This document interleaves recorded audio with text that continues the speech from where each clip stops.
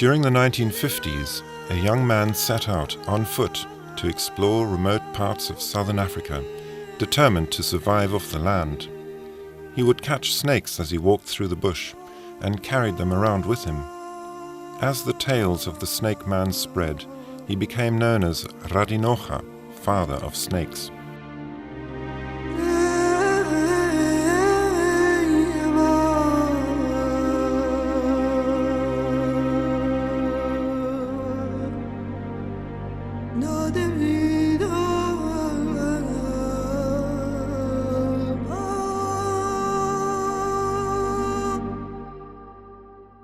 I used to teach children painting, and one of my children that I was teaching's father, he told Adrian that there was somebody that he'd like me to meet, and so he introduced us. And, I met him, and we sort of got on very well, and then he disappeared again for a while. I thought, oh well, that's that. And then suddenly one day he came in carrying a huge stone, piece of soapstone that he thought I might like to use to carve. And, he used to do this, come and go. And then after a while he stayed longer and we were chatting. Talked. And he told me about all his adventures, and I always had an adventurous idea of having my life. Then, I said, well, when are you going to take me into the Makapeng? Because he'd been there once or twice, and he told me this was a marvellous place, it was very sacred and all that. And he said, oh no, he says he never takes any women with him anywhere. In fact, he doesn't like to take anybody with him anywhere. So I said, yeah, well, I'm different. I want to go with you. Adrian Boshier was born in 1939 in Wiltshire in England and had attended a Spencer Chapman school where he had learned about survival skills. When his family emigrated to South Africa, it must have seemed like a paradise to him after the deprivations of post-war Britain, and an ideal place to try out these skills.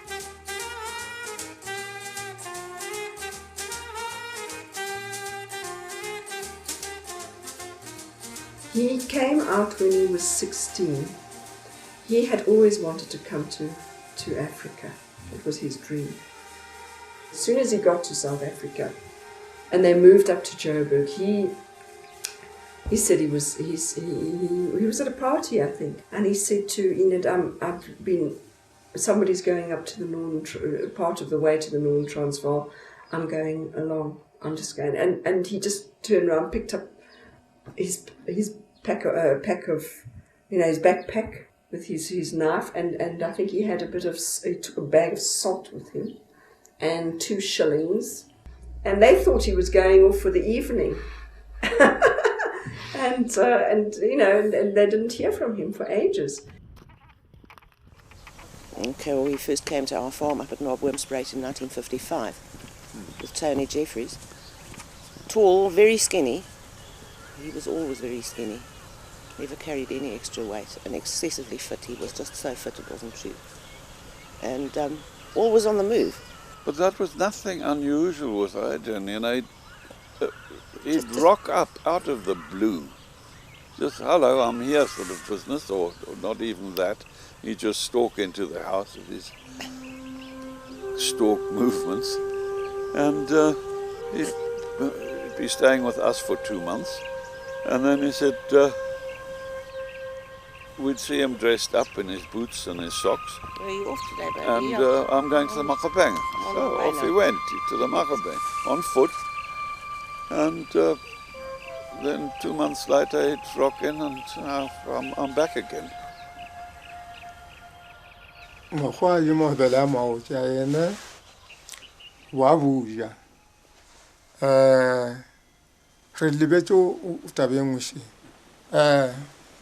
Ebele monna ye mushowe sa jori bele mustelle musasana zaskarar na bele wa futa ma bele musho o musho wa le khoakere. And he roamed around that was when he was 16, 17. Anyway, he roamed more or less 7 years before I met him. With the Bushmen, he went to the Kalahari. I had quite a big hunting operation on the Limpopo River. One day, suddenly, out of the blue, a chap arrives there one evening, in the middle of the night. And he says, my name's Adrian Boshier. He says, and all he had on was a khaki shirt and shorts, khaki shorts. And I looked at this man. He had a big nose. He looked like an eagle. And he had eyes like an eagle. And he had one blue eye and one brown eye, which I found intriguing. And I invited him in and gave him food and so on. In the meantime, in the evenings, we sat out there. And because being out there, you have these magnificent skies. There's no city within 100 kilometers of anywhere. And you could see these beautiful stars. And there he told me something fascinating. You know, what is very prominent in the winter evenings in South Africa is the Southern Cross. And if you're a hunter and if you're in the bush a lot, the Southern Cross becomes a very important aspect in your life, because you know exactly where you are by just looking at the skies, and you can get back to exactly the same spot where you came from, walking in the veld at night. He said that the Bushmen called that the Pietsie, which means the zebra.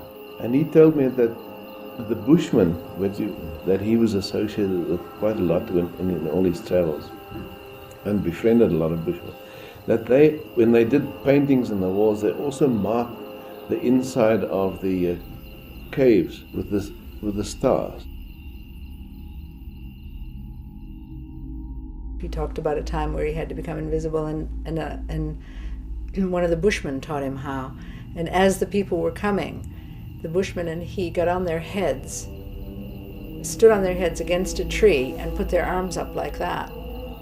And so they took the shape, and they were unexpected, so they took the shape of the tree, and the people that were chasing them just went past.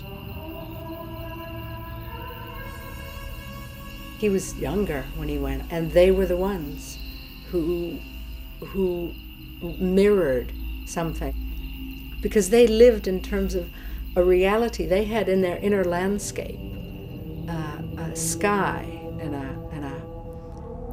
dimensions of what they called spirits.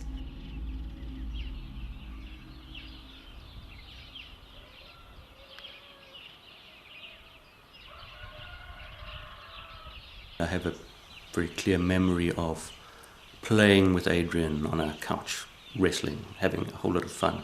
And then suddenly he would almost freeze, and you'd get a very ashen and frozen expression on his face. And his eyes, you'd almost always see it in his eyes, he'd start to blink repeatedly. And you'd know that he was shifting into some kind of mysterious space, and my mother would rush the rest of the kids out of the lounge in that instance. And I'm not sure what she did. They were epileptic fits or akin to epileptic fits. I'm not sure any longer. But he had to be restrained. And then for a time afterwards, he was very removed, and no one engaged with Adrian much for a few days.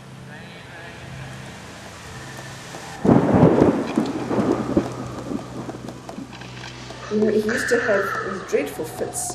I mean, anybody else who has epilepsy falls down, has his fit, and that's it. But Adrian would fall down, have a fit, and then just when you think it's getting over it, he would get up and start crashing around and bashing things and ripping curtains off, and I mean, totally wild. I never knew what he was doing. And he'd be shouting. I don't know whether at this time he'd be seeing the spirits or whatever it was. It was his epilepsy that set him apart, which gave him an insight into Africa that most whites of his age and his time would never have experienced. And Kalahari taught him the African myth that if you have epilepsy, you are being called by the ancestors. But also it meant that he had to explore Africa in a different way. You know, because for tribal Africans, all whites went whizzing past in these capsules, you know, in a cloud of dust. And a white man on foot in a remote area was quite an unusual sight.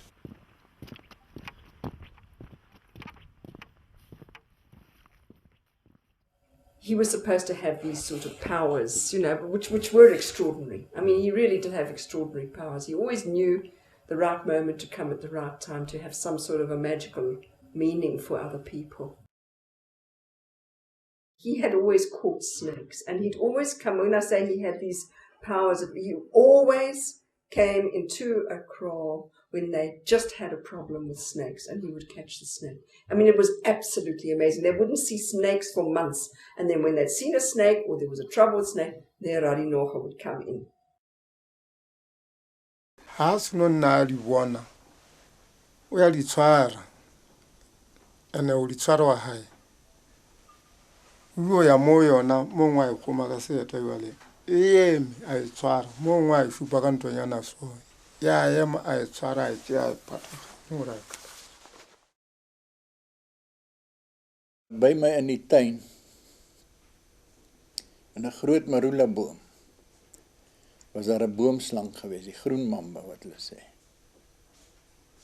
En het ek Boegie ook gebel.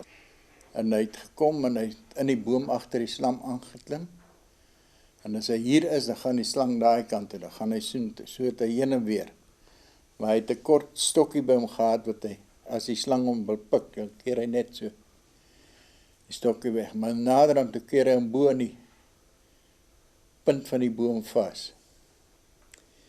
En toe gryp hy hom aan sy stert. Net as die slang pik na hom, dan keer hy. Maar toe kan hy nou nie die slang vang nie. Toe vat hy die slang sy stert en hy byt hom in sy mond vas. En toe so wegdruk toe, gryp hy hom agter sy kop.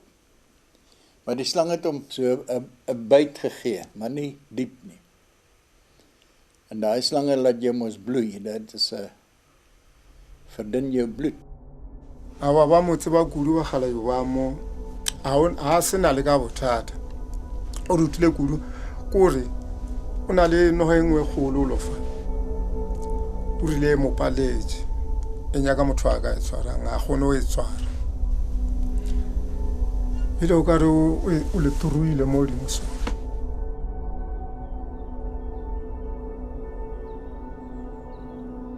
During the 1960s, Adrian Boshier often went to live in a rock shelter in the canyons of the Makapeng, from where he explored the plateau, immersing himself in the culture and traditions of remote rural areas. Lo je haje ba di beile hana ko we tsa utsuwa ke motho du ke monno mwana ka kwathola sukela sa lukwa o bile wa bo bothata haya o tsora a botse ke motho o ya o tswa re motho di tsere ke mokete aya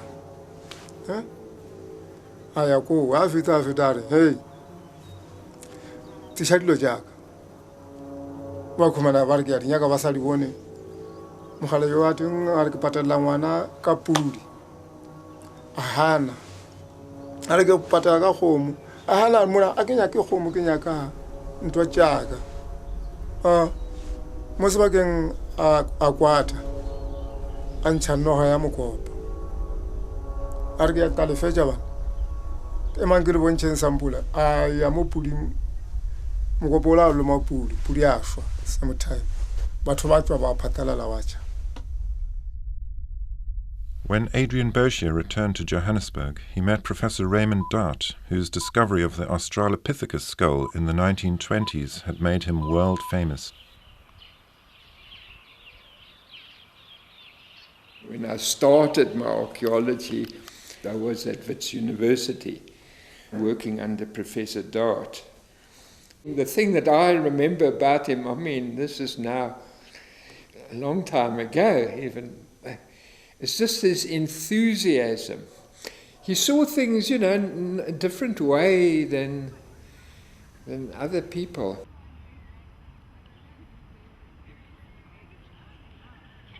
He came home one day and said, he'd met this fabulous fellow. And he went to the university and he was introduced to Prof. Dart. And Dart was busy at that time with bone knives. And he had a whole showcase of various knives, from fossil knives through to some Eskimo, I think, or, various knives around the world. And there was one bone knife from that was a fossil.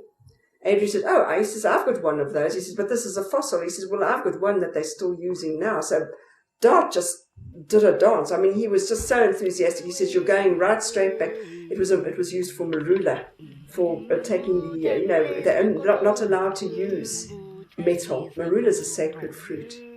And they were only allowed to use a bone knife to take the pip out.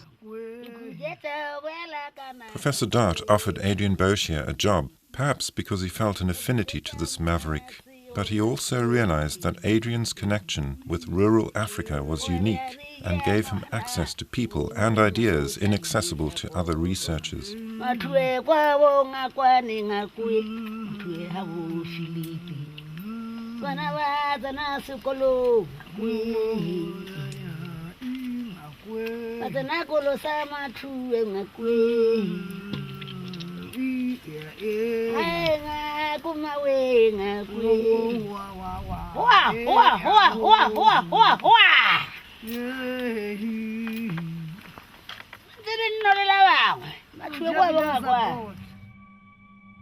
Dart took him under his wing and he sent him up to... We spent a lot of time in Makapeng. I should say almost a year on and off. We stayed in that little hut, excavating fossils.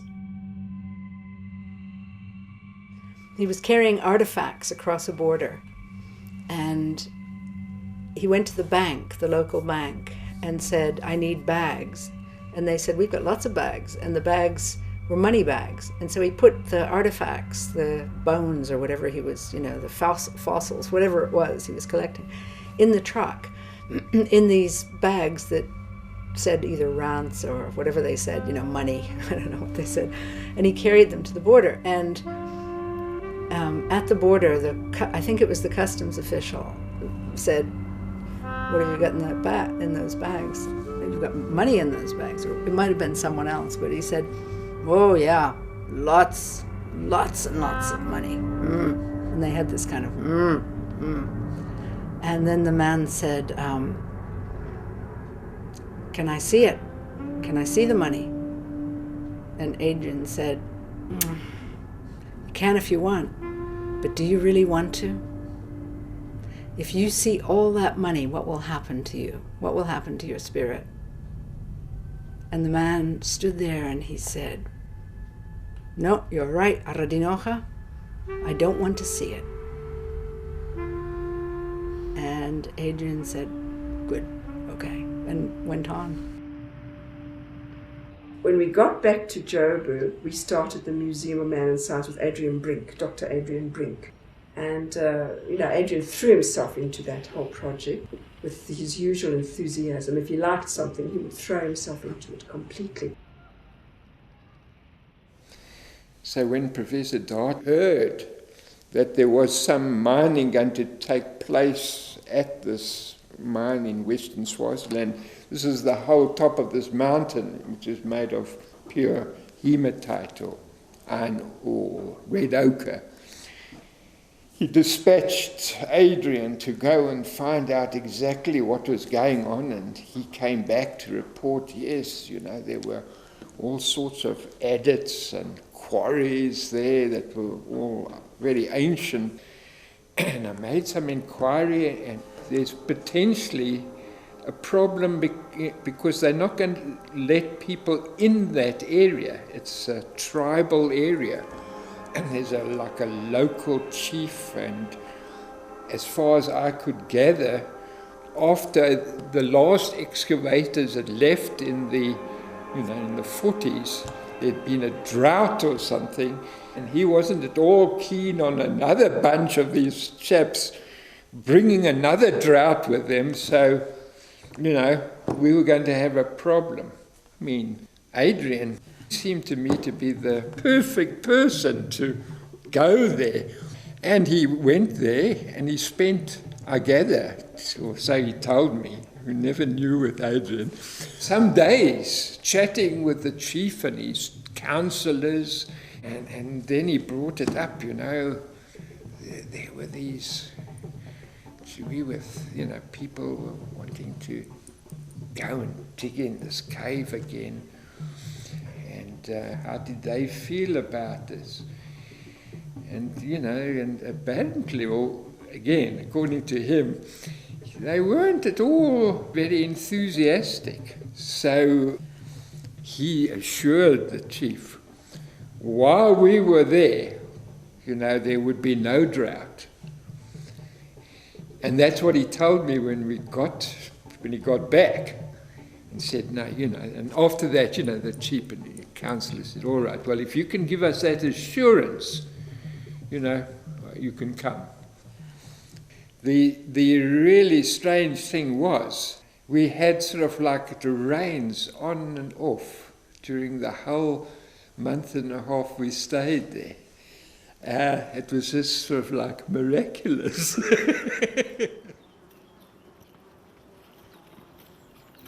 We were walking looking for rock art, and in the distance I saw the clouds over the Blauberg, and I said, if you're so damn clever, why don't you make those clouds come over and give us some rain? And he said, okay, I will. And he walked ahead of me and he started walking, and then he'd say, Bula, Bula, and he'd start calling it in, come on, Bula means open up. And he started sort of walking in this trance, and I walked behind. I thought, oh yeah. Anyway, the little breeze came up, and clouds started coming over. And just when we reached a sort of little, it was like an entrance to a little arena of rocks, the clouds came over and they opened up, and it rained. And we just stripped, and it was so exciting when the rain came like that we danced. We just flung our arms out and we just did this rain dance. And then after a while we sheltered under a rock, and then the rain stopped, and the mist, from the heat of the rocks, there was a mist. And then as it cleared, we saw, now this is extraordinary, we saw a painting on the rocks of two figures doing a rain dance. They were flinging out their arms. The Makapeng Plateau was an ideal living space for the San and Khoisan people, providing food and shelter, as well as a good view of the surrounding veld. To date, over 900 rock art sites have been found all over the mountain, many of which were first traced and catalogued by Adrian Boshier and Joan van Gogh. He was an intuitive person, and most people don't listen to their intuition, and I think he did. He intuitively knew where a rock painting was. I mean, it was unreal. He used to say, let's go and sniff them out today. And we would be walking along. He said, there's one over there. I said, and we go up and we'd find it. And we actually discovered about 100 new sites. Every region of southern Africa was occupied earlier by San people. And San people speaking a vast diversity of click languages. If you look at cultural sort of practices, you can certainly trace them back in southern Africa to at least 30,000 years ago.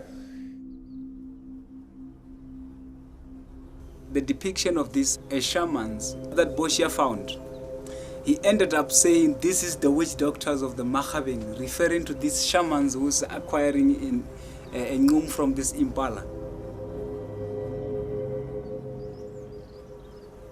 Normally, it is believed in the science society that they can chase an impala. They can chase it the whole day until it becomes completely exhausted. Then it will be unable to stand properly. Then if a shaman wants to acquire a ngum or a supernatural potency, he will go and grab it by its ears like it happens there and just suck the ngum out of that animal before perhaps it dies. So during the medicine dance, when a shaman goes into trance, they see themselves being transformed into that kind of an animal. And immediately when they sing those medicine songs, the ngum becomes activated. And once it becomes activated, it started to boil and rising along the spine. Once the ngum hit the area of the stomach, it causes a lot of pains. You'll see figures of human beings bending forward like this. Some shamans actually fall over. So by just holding on the two dancing stick, it gives you support that you can continue dancing until that ngum passes the stomach and go along the spine and eventually hit the back of your brain. So what happened is that immediately when it hits the back of your brain, a person goes into full trance.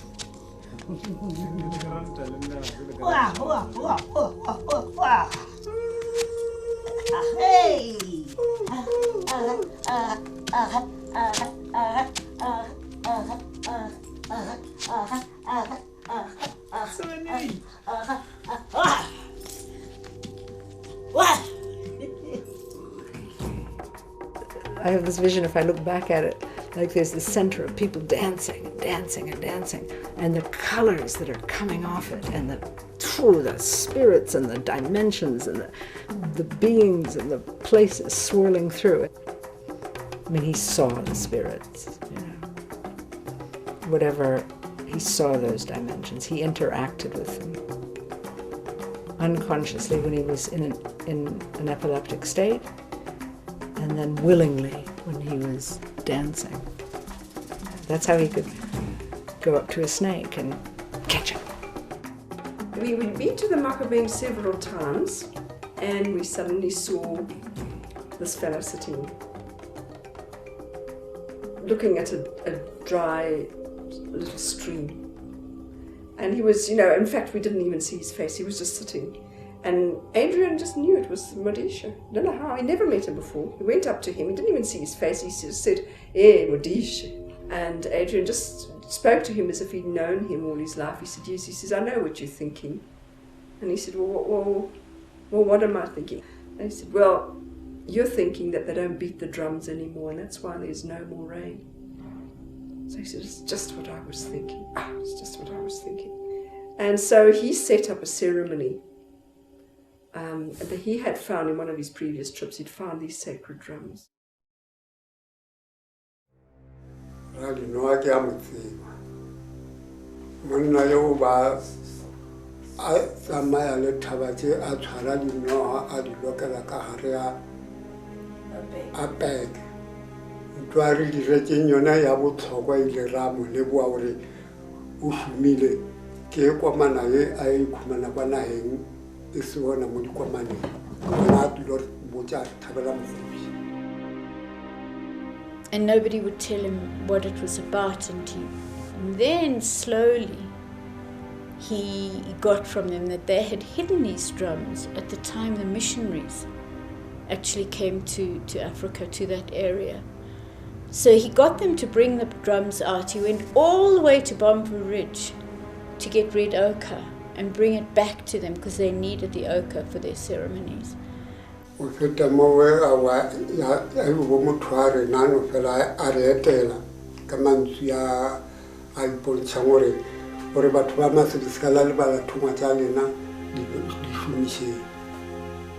beat the drums and it rained. So they knew of his powers, and he then met this witch doctor woman. Her name was Rasibi. She was an older lady, and she was very strong, Sangoma, very spiritual, and she wanted to start training him. And so he had an initiation. But Adrian didn't talk to me about it either. He wouldn't tell me. He was sworn to secrecy. The problem is, to become a Sangoma, it has to be a genuine calling. You don't simply wish to become a Sangoma and become one. It's like you are in prison. Nothing that you want to do can be done. You will be told what to do. Once your ancestors' spirits have occupied you, if they are not satisfied where you are, they will have to guide you out of that place to where they want you to be. When nature has something to tell you, there are always people who will be able to understand what nature is saying to you. And they will tell you. It is up to you to find, as I told Adrian Boshier, of what was going to happen. Those people are always there. It's only that it's too difficult to believe because you have a lot of other things to believe in.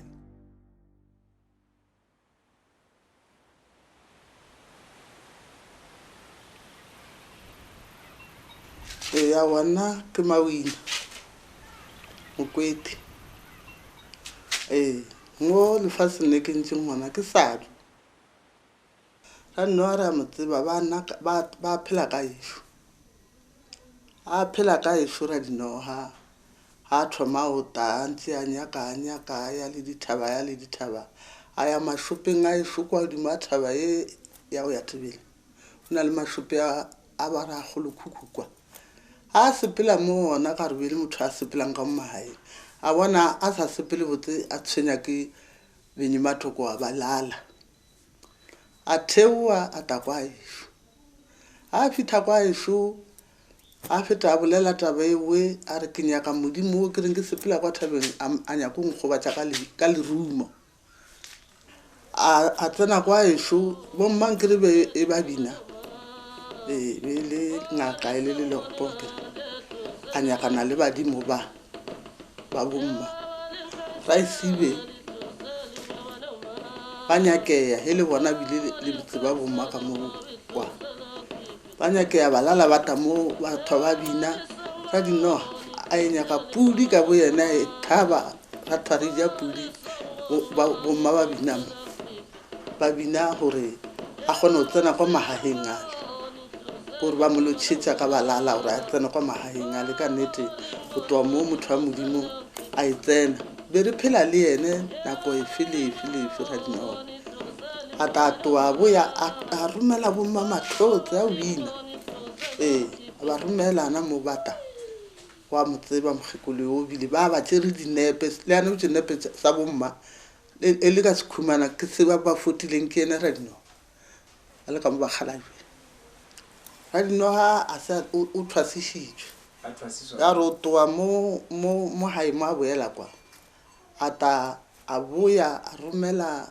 bomma ha ba romela mathotse ya a ba botša le gore ke thwasišitšwe a romela le bana ba hae ba ata mo bana ba Rradinokga ke ba tseba ba thaba ba pere mo kgophana wa pholo ewe e khibidu e ba a lafiwa ka yona o be a thwasitšwa go kae ana kwa ba le gona kwa a se a thwasiše ke bommane monnola ke lesiba rena be re mo bitša lesiba Rradinokga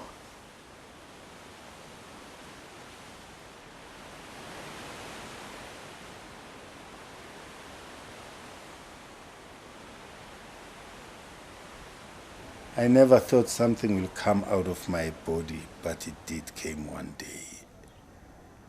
And as from that day, I felt different.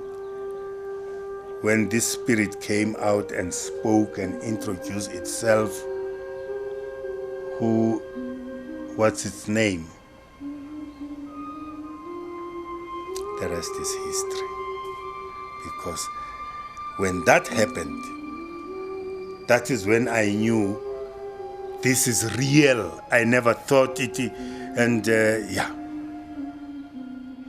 We always knew when somebody was coming in the valley. You know, when you're in a quiet place like that, I don't know if you found that, you just can sense a change in the feeling, in the atmosphere. Anyway, we knew that somebody was coming, and it was Boshier.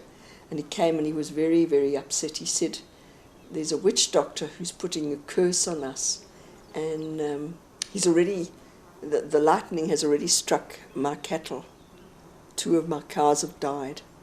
And please, can you come and lift this curse? So we told him to come back later on in the afternoon, and we would come and we'd follow him. So we poured out some cordite from bullet that we had, and put some film, cut up a bit of film, and made things that were sort of flammable, and wrapped it all up in a bit of dusty skin, shoved it in. A big snail shell those big white snail shells. And then we walked over to, of course we had puffs, the puff adder. He had a puff adder that Adrian had caught in a bag. And so we carried puffs along, and we went off to this village, and he came in the afternoon. We followed him all the way to his little kraal. They all went into their huts, and Adrian had a little bowl of water, which he sort of made, flapped his hands over, and it was now very strong water. And he went and splashed this over all the houses, the entrances of the houses. And then he took puffs out, and he milked puffs onto his tongue. I nearly fricked, I did. Anyway, and then he spat on all these places. You see, now this was very... By this time, the witch doctor's eyes were like this. He was cowering. He was watching from one of the darkened entrances of the doors.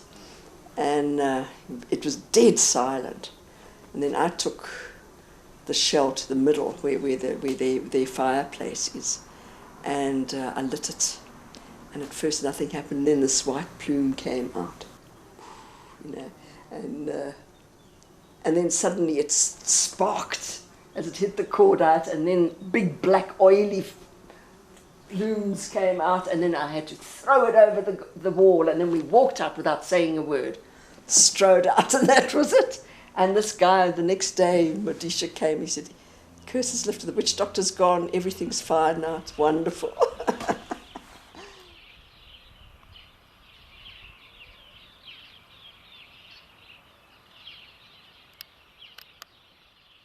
I think in a way I was quite frightened of him. In between meals once, I looked into the fridge and he walked in and he caught me. And he really came down on me hard and called me a sissy and told me to get out the house and punished me for really just for being a child. And I never understood that. So I made it my quest to go and try and undo that, and found a way to almost call him up in my psyche and say, "Right, fella, we're going to have a talk about this." And the answer that I got from him was because he was embarrassed because the fridge was empty. For me, certainly, it made him more human. That he was fallible, he had these things. He just didn't choose to, he wanted to be something else. He was crazy. He could be absolutely crazy and make you laugh. But he was, that's the nice side of him. He had a dark side. He was very egocentric, I thought, and very difficult to be married to, as a matter of fact. We got on really well. It was great, but the children was a barrier to him. Didn't leave him his freedom and his space. I didn't give him enough space, actually. I mean, I loved the adventure, I loved doing with him, but I should never have lived my life for him. That was a big mistake. In fact, when we parted, I said to him, what was one of the worst things I ever did to make our marriage break up. And he said, "Well, you said you just always did everything for me." I said, "It's because I love you." He said, "Yeah, but you shouldn't have done it." He had this house that was very sort of rudimentarily constructed, but out of railway sleepers. He had what he used to call his guard dog. No, his dog. His dog. Yeah. Which was his way of protecting the property, which was a snake. And he kept it in this glass pyramid. Yeah, which was just downstairs on the stoop. And it was an amazing thing, because if you stood in front of it absolutely still, it would just lie there. But if the minute you moved, it would start getting really, really angry, and then it would sort of get up, and it would strike at you, and it would hit the glass, and this venom would just sort of drool down the front of the glass. It was enraged. It really loathed humans. And if you then, after having struck the glass, and you went away, and and even half an hour later you came back and looked, it was still staring in the direction in which you disappeared. It really wanted to get you.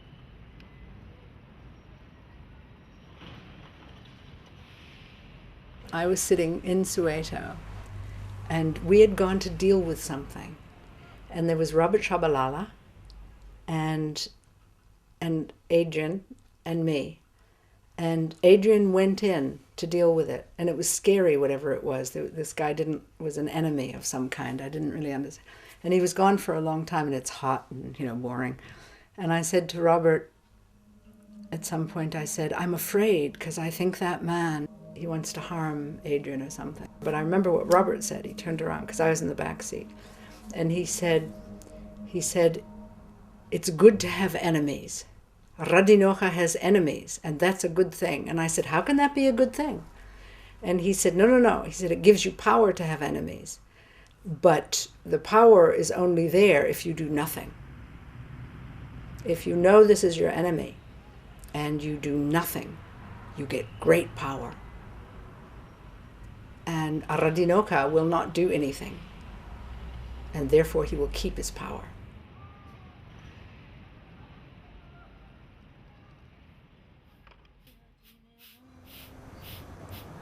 Politics somehow was something he just didn't want to be part of at all. But for him, tribal Africa made total sense, complete and utter sense. Its attitudes, how it coped with people, its beliefs, that made total sense. And I think for Adrian, he would like never to have seen that change. So he had this extraordinary connection with a foot in each world.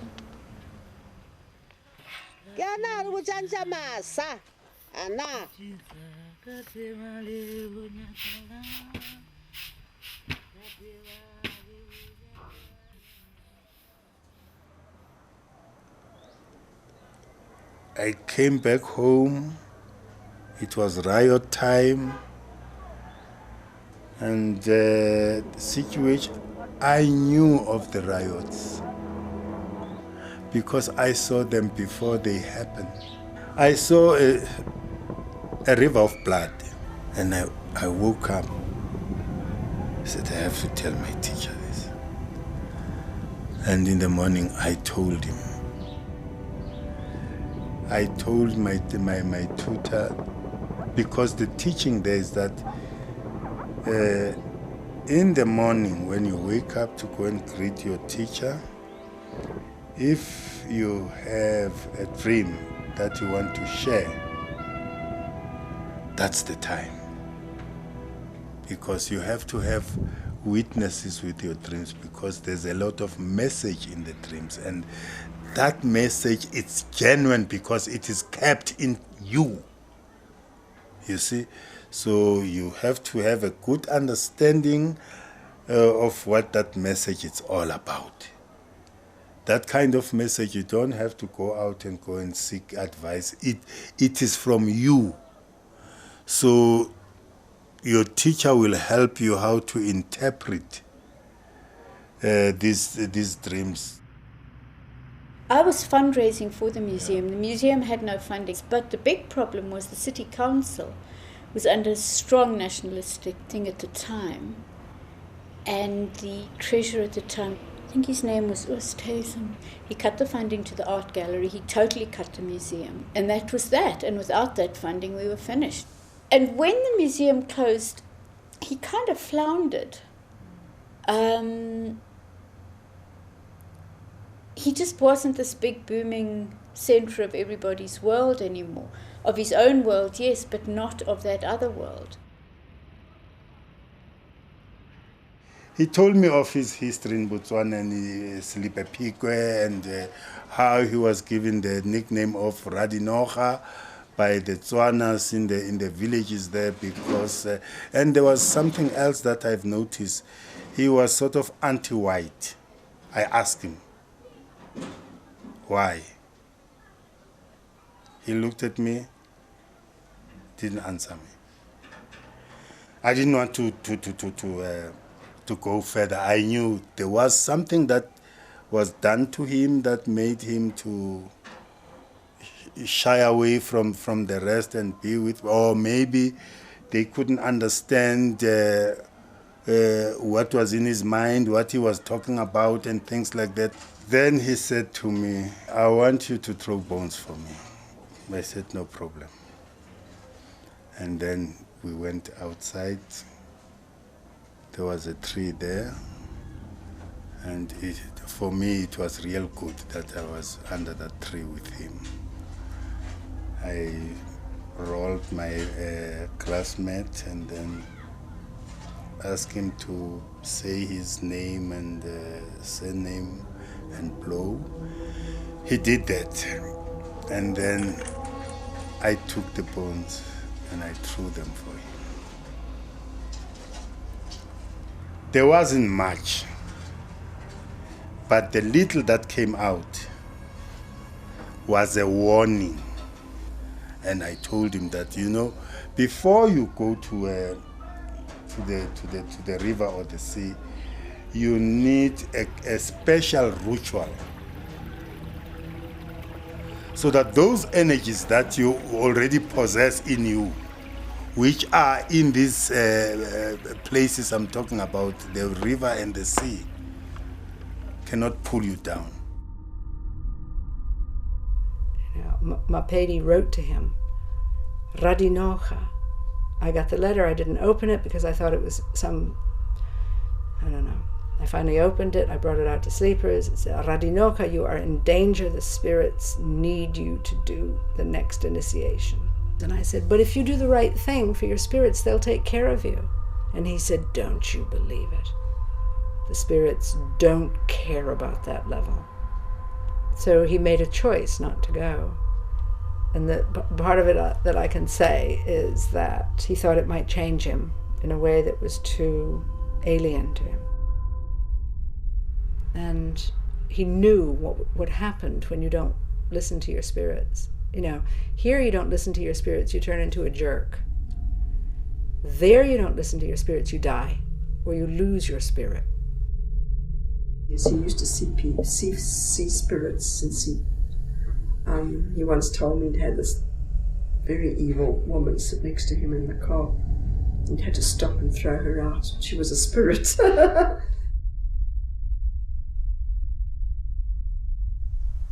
Adrian organized an event out at his place called Sleepers. So he brought in a number of Sangomas, some from Soweto and around Johannesburg. And then the great occasion was that his teacher from the Makapeng mountains was making the journey down to come to this thing. And she arrived, and I just remember this incredibly formidable woman and an entourage of Twasas. The occasion had that one ostensible purpose, but also quite obviously she was there to talk to Adrian because it seemed as though she had a very serious subject on her mind, and Adrian was going probably through the worst of his physical struggles, and I think it was kind of talked about then that he needed to go through other levels of initiation in order to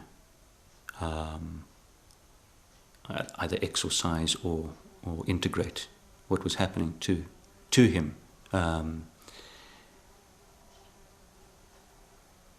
And he was afraid of it, I remember. I remember that clearly because that was a kind of a surprise, because there were not many things that he was afraid of. And that one he seemed to fear. Now, I don't know whether that fear was because of what the initiation entailed, or perhaps I had a kind of feeling that he thought it could actually kill him. A couple of months before he died, we were in the bush, and there were lots of apes, monkeys, chimpanzees, I don't know what they were, but they were very noisy at night, and he was agitated by it. And then later, and I didn't understand, because he was never frightened, ever.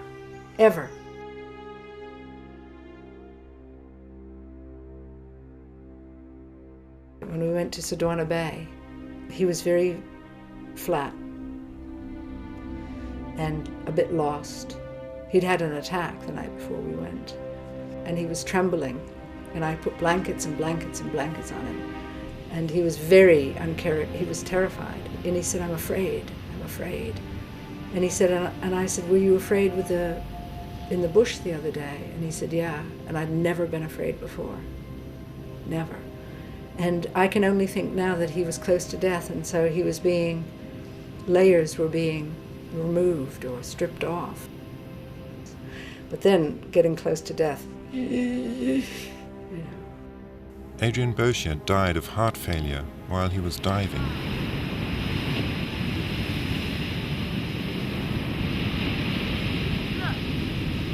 And then afterwards, when the man who went into the sea with him and pulled him out, who was, a pilot, a straight guy, he said, I saw him after he died, And he said he blinked in that funny way with his eyelash, he had one white eyelash, and he said he blinked and he looked at me and he said, that wasn't so bad. So I thought, phew, okay, you're through. Adrian's funeral took place on a Friday afternoon. It was the last slot of the day in these sort of incinerating battery funeral places that they have in Johannesburg. And it was the main chapel, and it was filled with people. And this being in the days of apartheid, in the back row were all the Sangoma friends of Adrian's. And the service started, and it was truly depressing because it was this sort of Dove's renter priest who got up and sort of muttered away, and one literally felt like dying oneself because everybody there, you could feel them withering as they thought this had nothing to do with Adrian. And then at a point when the priest was going to press the button to take the coffin away, and Kalahari, one of the Sangomas in the back row, suddenly bellowed, "Wait!" And she was in her traditional Sangoma robes, which meant that she was naked from the waist up and had a fly whisk. And a whole group of the Sangomas then surrounded the coffin. All the little officials who were running the place, these little shutters opened and people peered out and gazed in horror at what was going on, as the sort of Swart Gevaar were taking over the funeral chambers. And then they danced around Adrian's coffin and sang, and when Kalahari said they'd done enough, she then turned to the priest and said, "You can press the button now."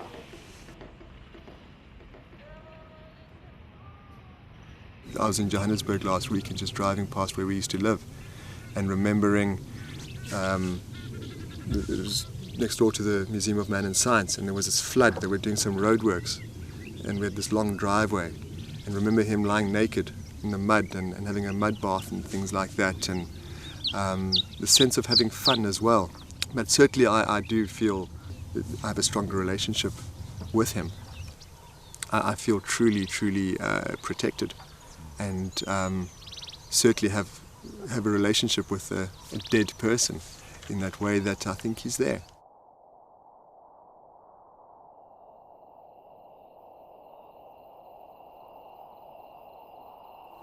And Adrian said that in animals you have the same thing. You have this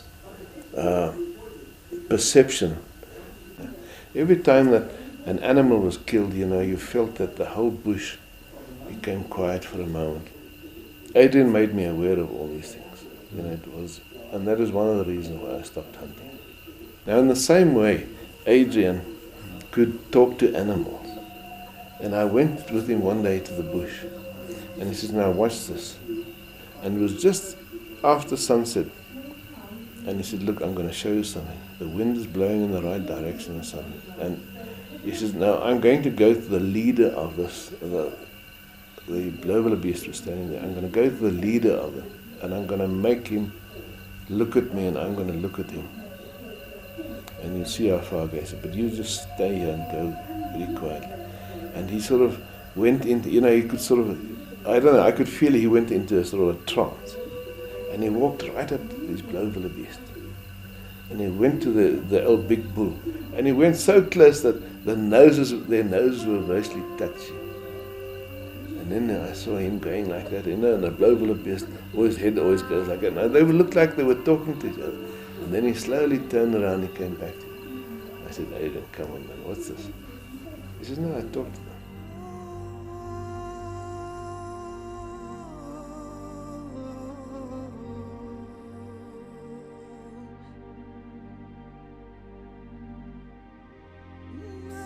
When a person dies, a rain starts falling, filling, erasing his living footsteps, filling the hollows of a dead man's footsteps, so the footsteps themselves will no longer be there. All trace is erased of the spoor that we knew.